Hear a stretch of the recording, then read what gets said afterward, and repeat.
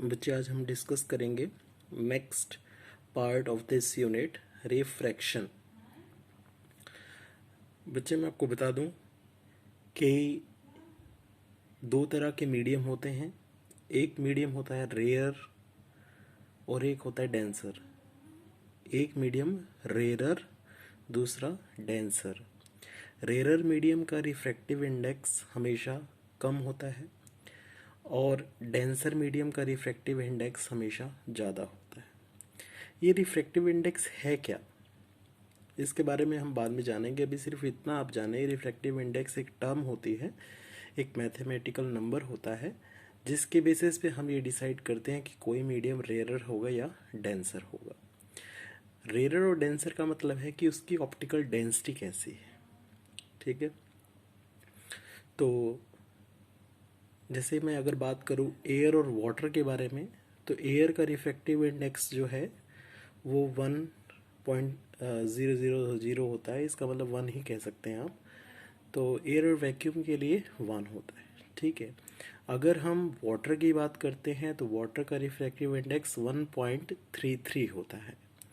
तो अगर एयर और वाटर की बात की जाए तो एयर का रिफ्रैक्टिव इंडेक्स कम है, इसीलिए हम एयर को रेयर मीडियम कहेंगे, और वाटर का रिफ्रैक्टिव इंडेक्स ज़्यादा है एज कम्पेयर टू एयर, तो हम इसे डेंसर मीडियम कहेंगे।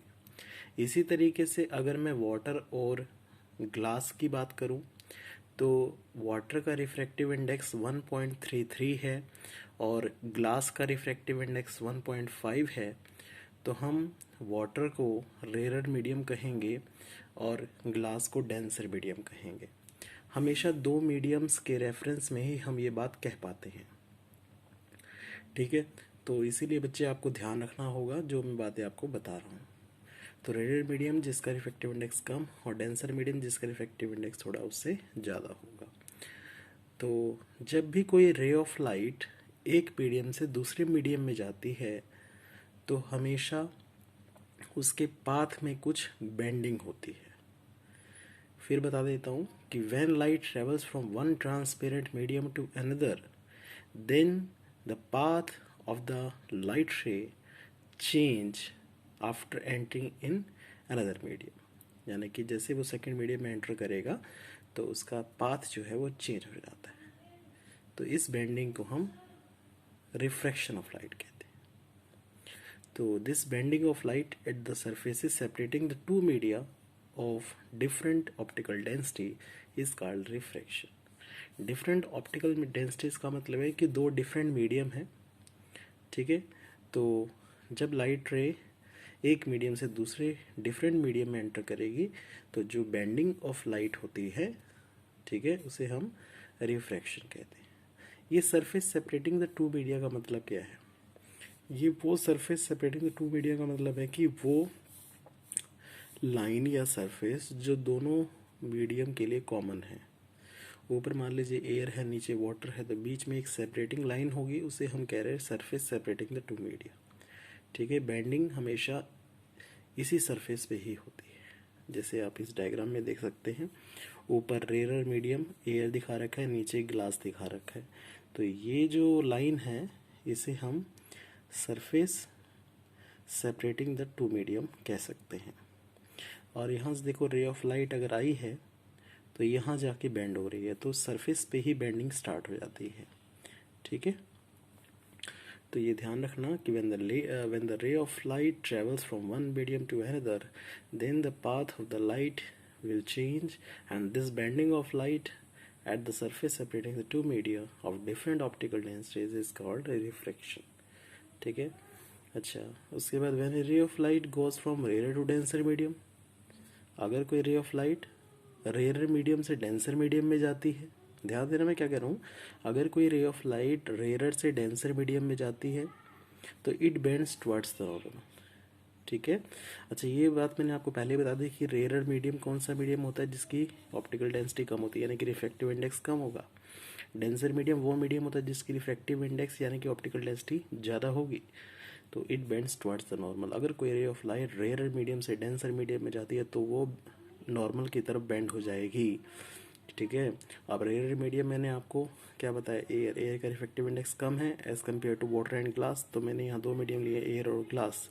और ये कौन सी लाइन है बच्चे, इसको नॉर्मल बोलते हैं। नॉर्मल का मतलब जो सरफेस के ऊपर परपेंडिकुलर हो, तो ये सरफेस है जो यानी कि इंटरफेस है या सरफेस है जो दो मीडियम को सेपरेट कर रहा है, और इसके ऊपर जो परपेंडिकुलर लाइन है उसे नॉर्मल कह रहे हैं। तो अगर कोई रे ऑफ लाइट इस तरीके से एंटर कर रही है, रेयर मीडियम से आ रही है, तो ये इंसिडेंट रे हुई, इसे क्या बोलेंगे, इंसिडेंट रे। और नॉर्मल के साथ कितना एंगल बनाएगी, आई। ठीक है, i with the angle of incidence. मैंने बताया ना आपको, पहले भी बताया था रिफ्लेक्शन में भी, कि इंसिडेंट रे नॉर्मल के साथ जो एंगल बनाते हैं उसे incident ray angle of incidence कहते हैं। तो अब देखो यहाँ आने के बाद अब ये किस मीडियम में जा रही है, ग्लास में, यानी कि डेंसर मीडियम में जा रही है। ठीक है, तो ग्लास में रेयरर से डेंसर में जानी है ना, ऊपर वाला मीडियम रेयरर है, नीचे क्या है, डेंसर है। तो रेयर से डेंसर में जा रही है तो टुवर्ड्स नॉर्मल जाएगी। देखो ये देखो, ये नॉर्मल की तरफ, यानी कि आपको सर हमें कैसे पता चलेगा कि नॉर्मल की तरफ जा रही है, तो ये देखो, this is the incident ray, इसी को आप डॉट डॉट डॉट करके आगे बढ़ाओ, यानी कि ओरिजिनल सीधी लाइन यही है ना, ओरिजिनल पाथ इज दिस। लेकिन ये किस तरफ बेंड हो गई, राइट, लाइट रे नॉर्मल की तरफ, यानी कि इस तरफ आ गई ना ये। तो ये है रिफ्रैक्टेड रे। कौन सी रे, refracted, not reflected, refracted. Refraction phenomena है तो रिफ्रैक्टेड रे है, और ये इंसिडेंट रे है। ये एंगल ऑफ इंसिडेंस है, ये एंगल ऑफ रिफ्रैक्शन है। ठीक है, तो सिंपल सी बात आपने माइंड में रखी कि when the ray of light travels from rare to denser medium then it bends towards the normal. और इसी तरीके से when ray of light goes from denser to rare medium then it bends away from the normal. ठीक है, तो आप देख सकते हैं ऊपर मीडियम मैंने अगर ग्लास ले, नीचे एयर ले लिया, तो ग्लास से अगर कोई रे ऑफ लाइट आ रही है इस तरीके से, तो ये अब इधर नॉर्मल चली जाएगी, यानी कि ओरिजिनल पाथ से थोड़ा हट जाएगी, इधर नॉर्मल की तरफ नहीं जाकर बल्कि दूसरी तरफ आएगी। ठीक है, तो यहाँ पर आप देख सकते हैं कि आर की वैल्यू, यानी कि ये एंगल ज़्यादा है एज़ कम्पेयर टू आई, क्योंकि ओरिजिनल पाथ ये है, ये देखो सीधी लाइन है ना ये, और ये नॉर्मल है, तो ये एंगल आई है, और ये इससे हट गई, ओरिजिनल पाथ से हट गई है, इस तरफ आ गई है, तो यानी आर ज़्यादा होगा एज़ कम्पेयर टू आई। तो याद रखना, जब कोई रे ऑफ लाइट डेंसर से रेयर मीडियम में जाती है तो एंगल ऑफ इंसिडेंस हमेशा लेस होगा एज़ कम्पेयर टू आर, और अगर कोई रे ऑफ लाइट रेयर से डेंसर मीडियम में जाती है तो आई हमेशा क्या होगा, ज़्यादा होगा एज़ कम्पेयर टू आर। ठीक है, ये लिखा हुआ है ना, when light goes from rare medium to denser medium then i is greater than r, और denser medium to rare medium then i is less than r. ठीक है, अच्छा, इसके बाद नेक्स्ट जो हमारा पार्ट है, cause of refraction. Cause of refraction में आपको दो ही चीज़ याद रखनी है।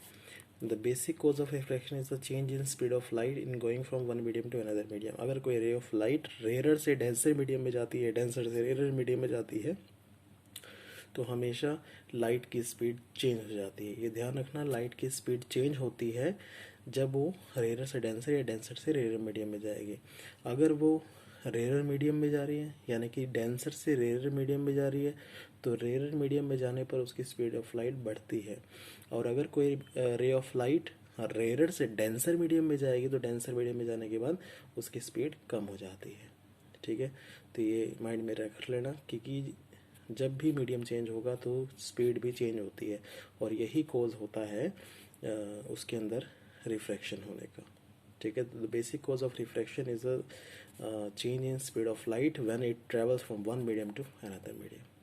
ठीक है, तो ये लिखा है ना, speed of light decreases in going from rare medium to denser medium. अगर रेयर से डेंसर मीडियम में जाती है तो हमेशा स्पीड कम होगी, and vice versa is also true.